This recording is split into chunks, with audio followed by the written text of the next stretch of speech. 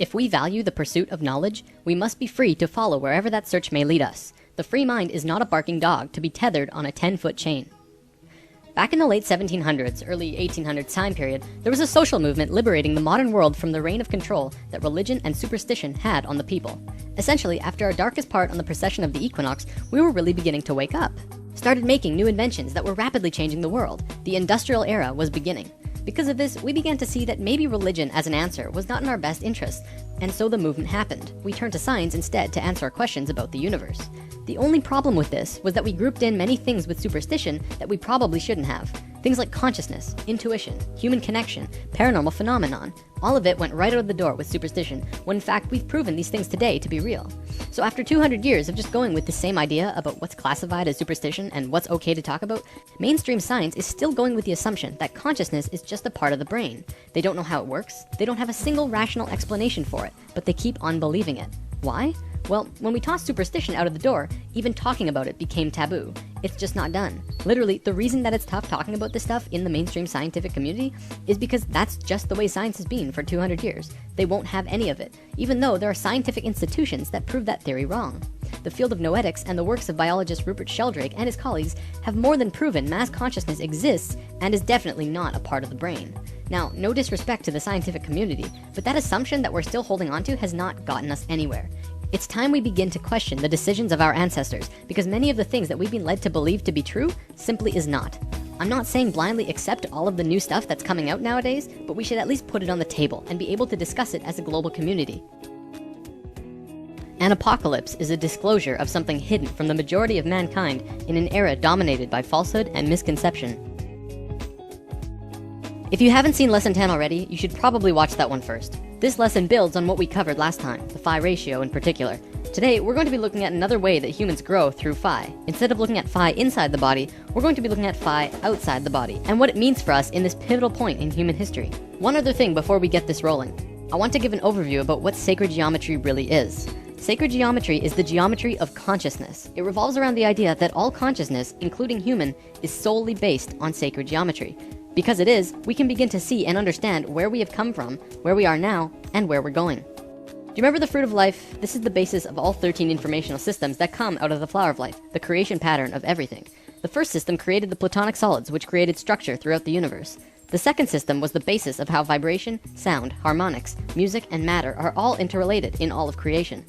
Today, we will look at the third system. The fruit of life will reveal itself in the process. We'll call this system the circles and squares of human consciousness. It is what the Chinese called circling the square and squaring the circle.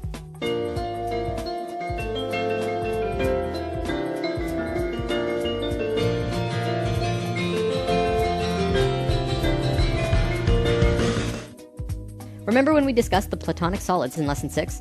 I explained that there are 5 shapes from which all shapes and matter in existence come from and form into. I showed you that all of them will sit perfectly within a sphere, each with every corner touching the sphere perfectly. Well, there's one other shape that can do that. It's a characteristic that only one of the platonic solids have, making it special. It is the cube, which you can put every single platonic solid inside, and an edge or point will touch the inside of the cube perfectly. Through truncating the cube in different ways, you can create all of the other shapes. Because of this characteristic, it essentially means that the cube is like the father of all shapes. It is a male form. And the sphere is the mother of all shapes. It is a female form. All levels of consciousness in the universe are integrated by a single image in sacred geometry. It is the key to space, time, and dimension, as well as consciousness itself. Each level is a geometric image or lens that spirit looks through to see the one reality, resulting in a completely different experience. In the case of humans, this image is the circle and square. This is what Leonardo da Vinci was doing when he drew this drawing, and I'm going to show you what this circle and square combination mean. If you put a circle inside a square perfectly, and then continue to put another circle and square, each with the same diameter, one radius away on all sides, going outwards, you get a drawing that looks like this. You'll notice that with the first circle and square, they fit perfectly within the other. This also happens with the second circle and square. However, then the squares begin penetrating circles. The male form begins interacting with the female form. Why is this important? Well, the circles and squares begin to equate the phi ratio. See, when the circumference of a circle and the perimeter of the square are equal, this equates the phi ratio. So as you can see on this diagram, on the 4th square and the 5th circle, it begins to create the phi ratio. It's close, but not perfect. It's only a 0.6 difference. I'm measuring in radii, by the way. The inner circle has a radius of 1, so it's 2 radii across. The next is 4, and then 6, 8, 10, and so on.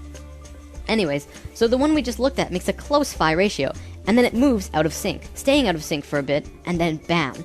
Again, it moves into yet another phi ratio. This time, the difference is only 0.52, even closer to perfection than before. This will continue on forever. If you were to continue this drawing outwards to infinity, each time it would go into sync, drop out of sync for a few circles and squares, but then eventually hit phi again closer than it did the last time. Right now, there are 3 primary levels of consciousness that we are going to be talking about.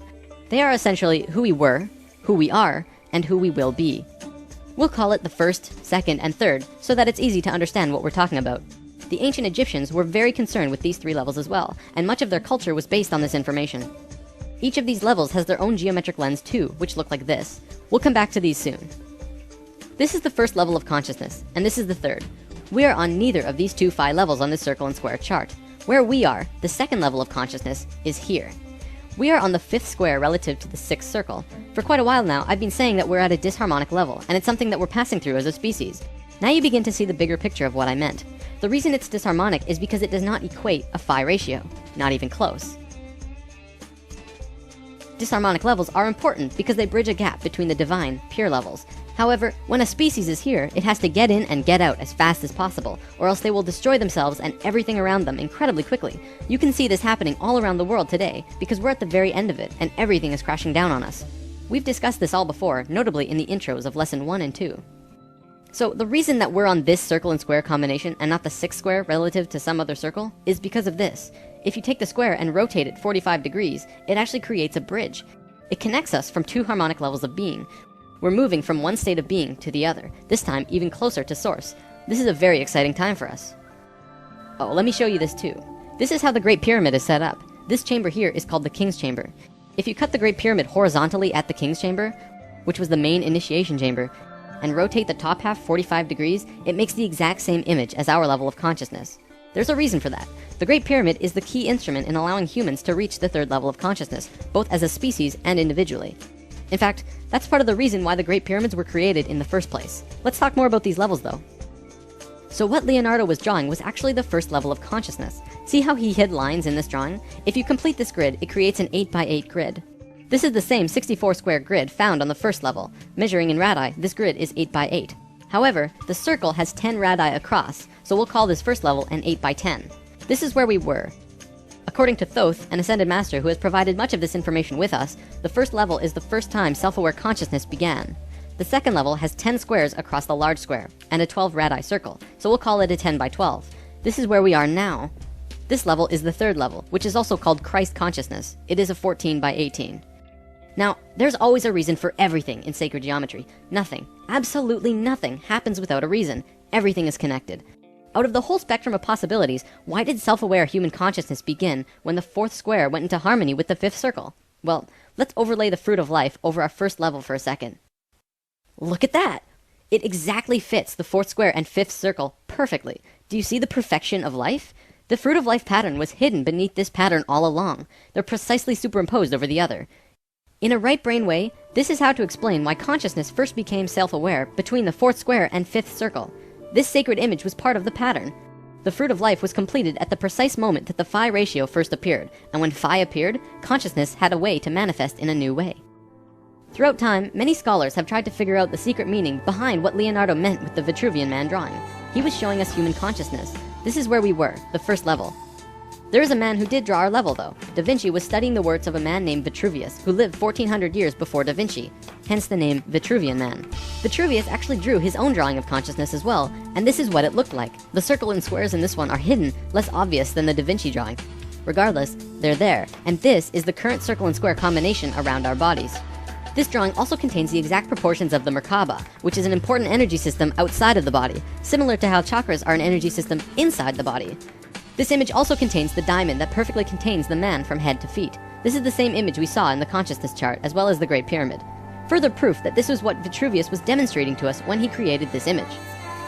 So here we have drawings of the first 2 levels of consciousness. From what I know, there is no drawing of a 3rd. If there is, it's sealed up, locked away somewhere, and is probably one of the most sacred drawings in existence. Alright, I know talking about geometry all the time can be a little daunting. So many circles and ratios and everything. If this is something you want to learn more about, I am providing the Flower of Life books and PDFs in the comments. This information is found at the very beginning of Volume 2, and much, much more. I could probably do 4 or 5 lessons about the geometries of the human body and still not run out of things to talk about, but it's there for you if you want to learn more now. For the last portion of today's lesson, we're going to talk about some recent findings in modern science. As we just saw in the geometry, we are currently in a disharmonic state of being, but we are just about done with it. In doing so, we are moving into a new state of being. We are transferring from the second level of consciousness to the third, also called Christ consciousness. If we look at evolution in Earth's history, we always seem to make random jumps. There are always missing links in the evolutionary chain. Scientists say that we just haven't found all the fossils, and creationists say that God did it, and therefore it's part of some divine plan. But looking at what we just learned about consciousness, does it not make sense that evolution and creationism are just two sides of the same coin? Consciousness moves through different states of being, constantly moving closer and closer to divinity, to Phi.